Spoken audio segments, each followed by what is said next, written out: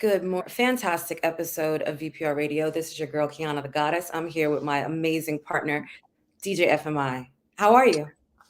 Kiana, I have been busy. You know Facts, what I mean? always. This month has flown by, honestly. I have been DJing in clubs. Shout out to St. Michael's Academy for having me for their annual fun mother dance. So That's so it was a lot going on. Also, what what what what what what what sign is associated with this month? Aries yeah, or Pisces? Aries and Pisces, actually. I think we're just moving into Aries season. Okay, so shout out to all my Aries and Pisces. I know I was DJing the club for S.U.N.Y's birthday bash at the Hit the Beat last event where we had artists come out and perform. Thank you to everyone that popped out and showed out for Dope. Voice's birthday. Shout out to Tron joining super early on the chat. VPR, what is good? What is good? I'm waking up with y'all. I'm waking up with y'all. See, I don't have my coffee here. I know me either. I have my water though, as usual. Nice and icy. On this We're gonna have, of course, a dope guest that's gonna come up here and enlighten you upon what she does. Yeah. But until then, you're rocking with us, of course, and we're gonna let the room fill in while me and Kiana, of course, just chop it up and see how we feeling this morning. My favorite part of the day. So tell me everything, partner. And shout out to our guest. She's actually, I think her birthday was yesterday. So she's right in that field with I know too many people in this month. I'm just saying, I know too many people in this month. I got a birthday I got coming up. Yeah. I gotta celebrate with people. All you Aries out there. Yeah. Aries is our opposite sign. Have you ever dated an Aries? Well, you know what I'm saying? I'm playing around one now. So, so it's like that. It's like that. So VPR, he said I'm playing around with one right now. I'm gonna keep it a buck. VPR. They annoying as hell. Citron said Aries are annoying as hell. Okay. So Kiana, recently I found myself cruising the internet, just through the waves of the internet, the deep dark webs. And I came up to an interview that really caught me. Okay. And it was Schoolboy Q. He just put out a recent album. I think it's called Blue. God should definitely go check it out. I think Schoolboy Q's music is super dope. He's a talented artist from TDE. Okay. But what he said during the interview is, all y'all rappers that come out here and do that checking culture, y'all stupid as hell. He's like, y'all checking in with a stranger you don't know that got beef with other hoods in LA, and you expect him to take care of you. All they gonna do is rob you. All that checking in is all we gonna do is rob you. Yeah. He's like, don't call me. I'm out there. He's like, I'm taking my daughter to her soccer game. Don't call me and expect me to come on, pull up on you an hour away in LA. So it's just that culture, VPR, that, and I always say that with LA and its gang culture and the way it's situated. Yeah. It's so cemented within their own hip hop scene that it has its own politics even before the music and hierarchy. Yeah, and that seems to change very suddenly upon people passing away and then someone taking over, and So I just find it with the LA gang culture, and I just wanted to open a show by talking about it, just to see how much it affects the hip hop sound. Because when on the East Coast, how many LA acts do we really hear? On our waves, or that we come across, or the big acts from LA. Yeah, I've always found it interesting because once again, right, hip hop is a very unique genre of music. Do you ever see like country music or R&B saying this is West Coast R&B? You know what I mean? This is East Coast R&B, and we have it's never really made sense to me, and it still doesn't, because hip hop music is hip hop music, right? No matter where you come from. And it's relatable all over the map, right? Like people that live in LA and the gang culture have lived similar lifestyles of people in New York and Philadelphia, right? Like there's so many more parallels than our differences, I feel. But what do you think about the LA gang culture that's even different from where it comes from New York or Atlanta, where it seems like the children feel like they have to align themselves at a younger age, whereas I'm not to say that in New York City they're not doing it here. You know what I mean? Now, I mean, not but yet, right? But there are still, because honestly, I see little kids throwing blood gang signs. Like they don't even, you know how many kids I've spoken to where I'm like, do you know what you're doing? And they're like, yo, that's the bro, that's the G, that's the, and I'm like, you're 11, right? I have an 11-year-old son. I can't even imagine. He would be so thrown off by that. yeah, like I It was in is. the Barclays the other day, Kiana, and I was hearing these young women. They couldn't be older than like 12, 13. Mhm. And they're like, yo, she not gang. We could jump her right now. And it Right, wasn't, it was a mixed color group. It was right. Caucasian, Spanish girls, and black girls. And they Yep. all saying, yeah, she not sanctioned. We could go jump her right now. And when I was hearing that, I was just like, I'm in the Barclays. So This here's was what's 2 days crazy. ago. What's crazy to me, partner, is that most people don't even understand why the gangs began, right? In LA, it was more of like, I would say, something similar to a Black Panther movement about protecting the communities of the people. Somehow it turned within itself where now people became power hungry, right? That's how you have all these different sets underneath, right? It used to just be blood, Crip. Now there's this kind of blood and three blood. Yeah. It is crazy. So the whole reason that it was actually created has been completely dismantled and turned into something else that has become a And I culture think that is destroying our people. that too. And it's just to see how much we champion it and push it and how much it interferes with the business. Like, I wouldn't want to be on the West Coast and trying to be an artist, Right. especially just knowing it. Because I've even seen singers that have to be gang affiliated, and they try to put it to the back so it doesn't affect it. So I don't know. LA, y'all really something else. But I did get a chance to bring up the video of Schoolboy Q saying that the Wi-Fi here is not the best, but this seems to be working with me right now. Okay. Rappers. You believe that's true? Yeah. Because I mean, everybody be checking in. That's your favorite thing to do. Check in with somebody that's gonna rob your stupid ass. Right. Wow. Yo, you think that guy, the guy that you don't know, motherfucker, in California got your back? The guy that got beef with other hoods and all this, you checking into that dude? Right. Bro, just go to the hotel, get you something to eat, go back to the hotel. Do your business. Go have some fun. Right. Where shit is fun. Why do you want to go over there? Right. For what? Don't call me. Right. Oh, it's motherfuckers be having a nerve to call me sometime. Like, Right. what are you talking about, bro? I'm playing video games. My daughter got a soccer game tomorrow, bro. Grow the fuck up. Like, I'm not about to drive over here to Beverly Hills and drop you off. And that's why I tell Kiana your mic is muted. And this is why all artists going to LA understand that the culture out there is super different from all around the world. Right. I mean, we have lost a lot of rappers out there and other people. Oh, absolutely. And I think the sad part is a lot of it, even besides like the checking in, even if you go into like the checking in on Facebook or Instagram, like the announcements, if you're a superstar or a superstar on the rise, you are going to be you're going to have people that do not want to see you go where you need to go. So just like he said, right? Like, go get yourself something to eat, hang out. Don't be taking pictures and videos and letting everybody know where you are. Stay low, right? Like, I'll never understand. I move so low, partner, so low. And I know, right? Like, if I'm out, but that's it. If I'm not. And VPR, we are public figures. I'll post it when I'm already gone. Period. You know what I mean? Because you can't be playing with your safety out here, honestly. We check in after we checked out. Okay. People are envious. Yep. Very envious. So yep. I can't even imagine.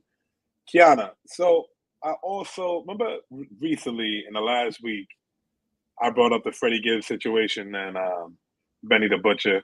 Mm-hmm. It continues to go on, but we do have Bianca in the room. Yes, we do. You can finish that conversation in another podcast. But okay, well, let's just bring her up to the stage because I've definitely been looking forward to her. And she was introduced to us through Venus, so you already know she's coming in with all the love. Oh yeah. Hey, too, Bianca. Hi, how are you? Doing great. How about you? Doing really well. I'm a little nervous for some reason. I've done this before, yet I'm always real nervous. Oh, I understand. Don't worry. Your nerves are about to be right at ease because you are at home with them. You are. Yeah. Once you start opening up with us, you'll be fine. It's going to be like a regular conversation. Absolutely. I know. And since our connection is Venus, I feel a little better about it. Oh, for sure. Yeah, so yes. It goes without saying, right? And shout out to Venus and Can I Buy? You guys check her out, Venus Ramos. Yes. So we want to learn all about you because you have an astounding career in broadcast journalism, besides being a poetess and an author. So I'd love to start from like your education, how you began, and then as you segued into being an author, why poetry is important to you. Just tell us your story. All right. Well, I started writing in Brooklyn. So I was born in Brooklyn, and I used to finish my schoolwork before everybody. And I'm going to show my age with this. They had these things called SRAs. You used to have to read and answer questions at the end. And then you write stories. I did that all day because I was done with my work way ahead of everybody. The same person. Yeah. So that's when I started writing. And then I had something happen with a family friend that I kept to myself for years. And I think that changed me, and I didn't really fit in with the other kids. So we moved to Long Island. I spent a lot of my time, I did go outside and play, but I spent a lot of time writing and reading, which I still love to do. So I went to Uniondale High School, which was an experience. And then I did Nassau and S.U.N.Y Old Westbury for my degree in journalism, which is, my career is really not in broadcast journalism. I'm doing the writing and stuff. It's always been a side gig. I wanted to be an anchor woman. And then I developed severe allergies with the red eyes and 20 sneezes in a row. And I'm like, well, that's not going to work on camera. Right. That's going to be hard to cut, especially live, right? Right. So I had to put that to the side. And I did a couple little radio things, but mostly I had other odd jobs working in finance. And I decided to publish a book when, again, telling age, when I turned 50, I decided I didn't care what anybody thought. And can we pause there? Did you just say VPR 50? What? That was 8 years ago. What in the Benjamin Button? The Benjamin Button. So yeah.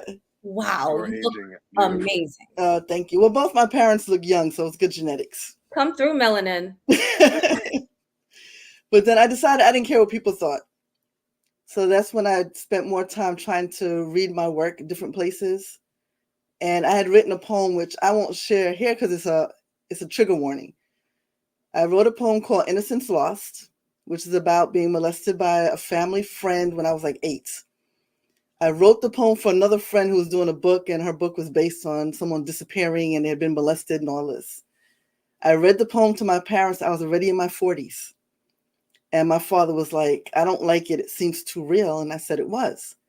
So all along, I was led to believe that he knew and he didn't protect me. So that's part of why I stayed to myself. I felt unprotected in this world. So that's the first time I shared it. And then I read it on a stage.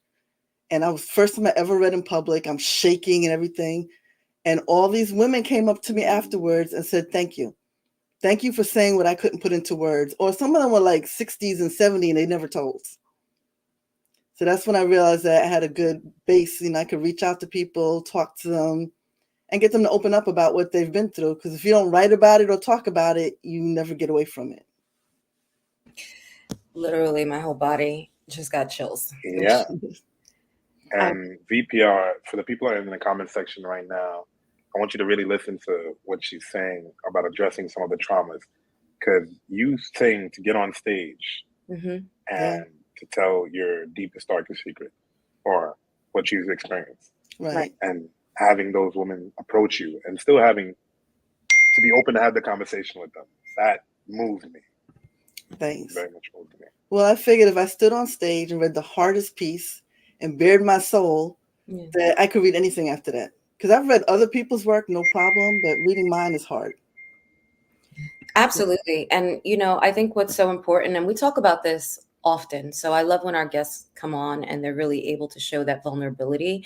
Right. Because especially as people of color, right? Like depending what your family roots are, there's a lot of secrets and stuff that are hidden, and you're taught not to talk about it. You're taught not to even talk to your parents, right? Like I look at the conversations I have with my children and the openness in which we communicate, and I'm like, wow, I'm so glad that I've broken those generational curses. Because going back to my great grandmother that I, was alive for a great part of my life, which I remember, there was still always so much secrecy and so many things that happened in the past and were still happening, right? That nobody was talking about and running away from.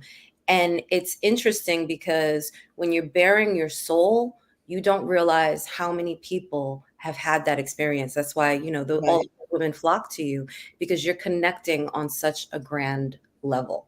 So tell us, I know that you've won some contests for doing your poetry telling. I want to know all about that. And I want to know about your newest book, My Inner Voice.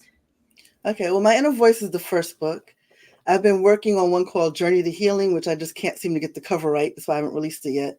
It was going to be a trilogy. So the first one shows some of the things I went through. The second one was going to show the adjustments, learning to trust people, opening up, all the hardships you go through. And then the last one was going to end with me getting married.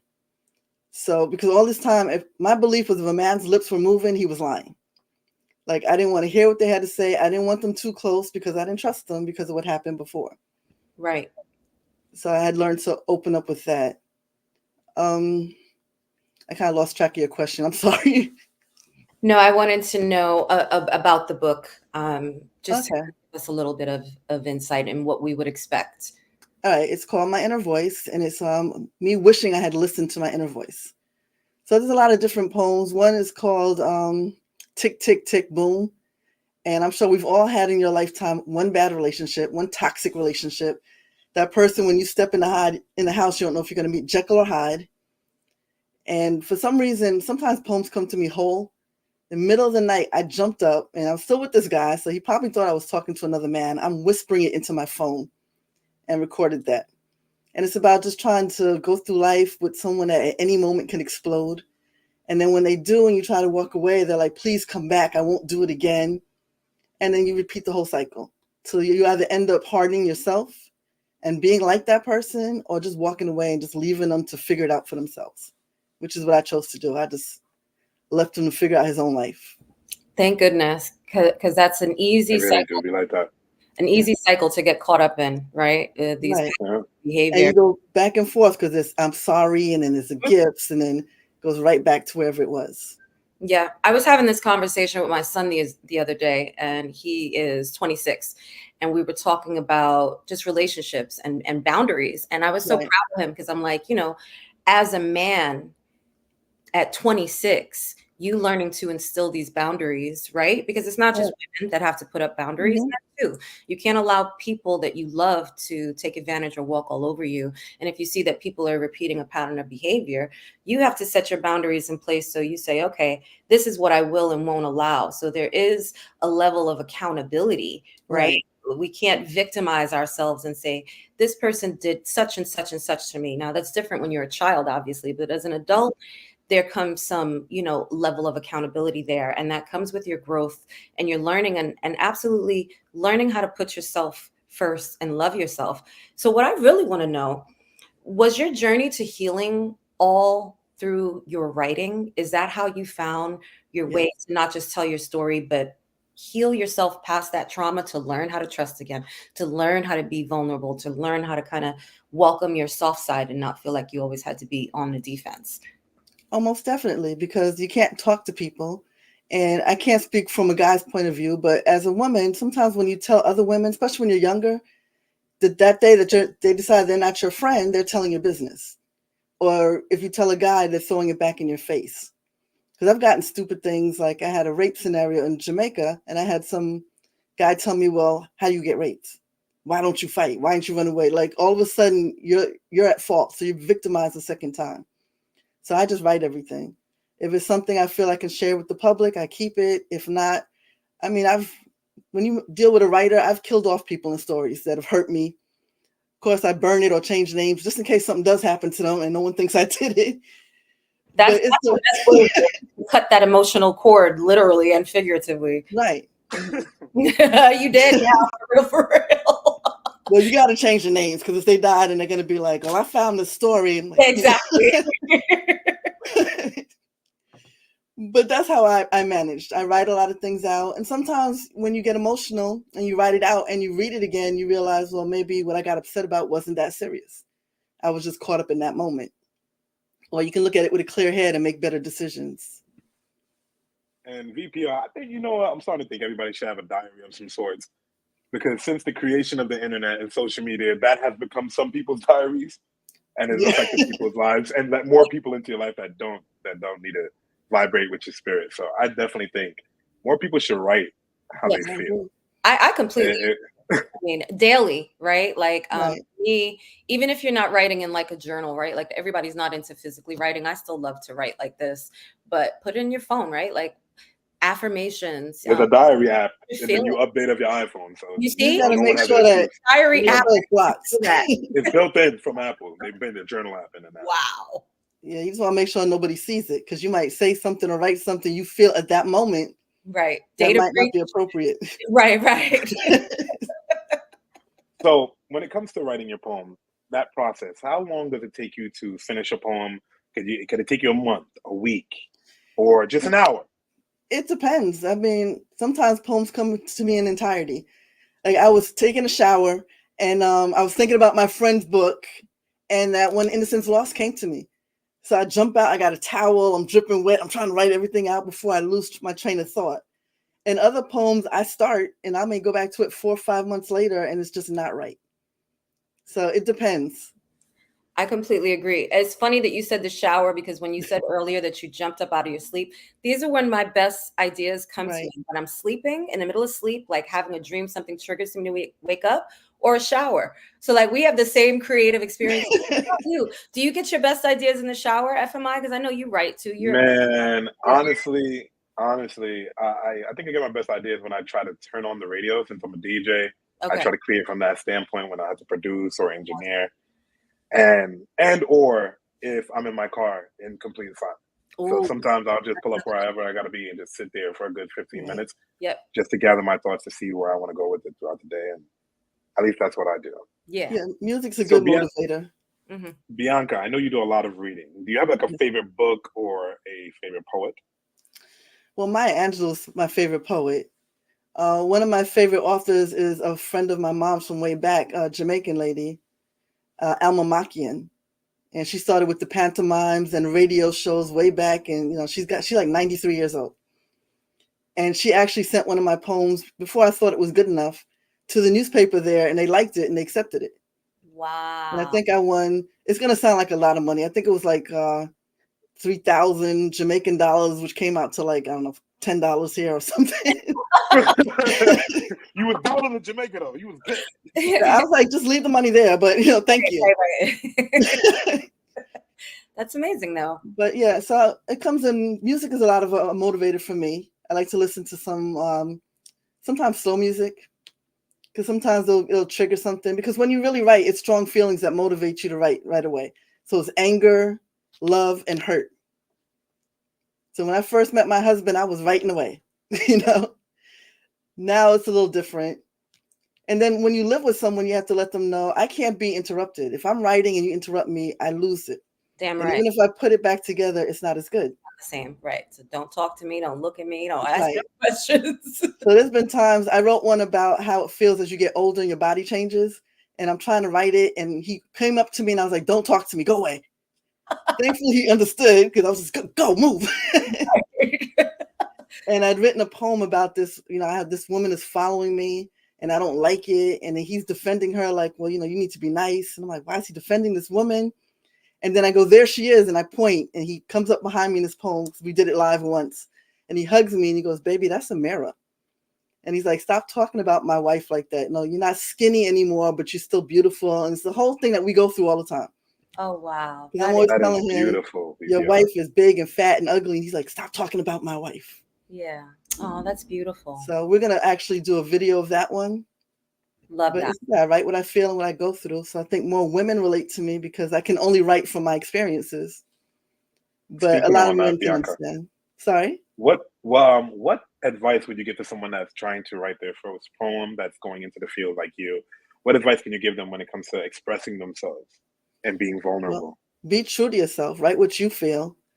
And people want to be perfect and grammatically correct. Now, just write whatever you feel and then go back and fix it.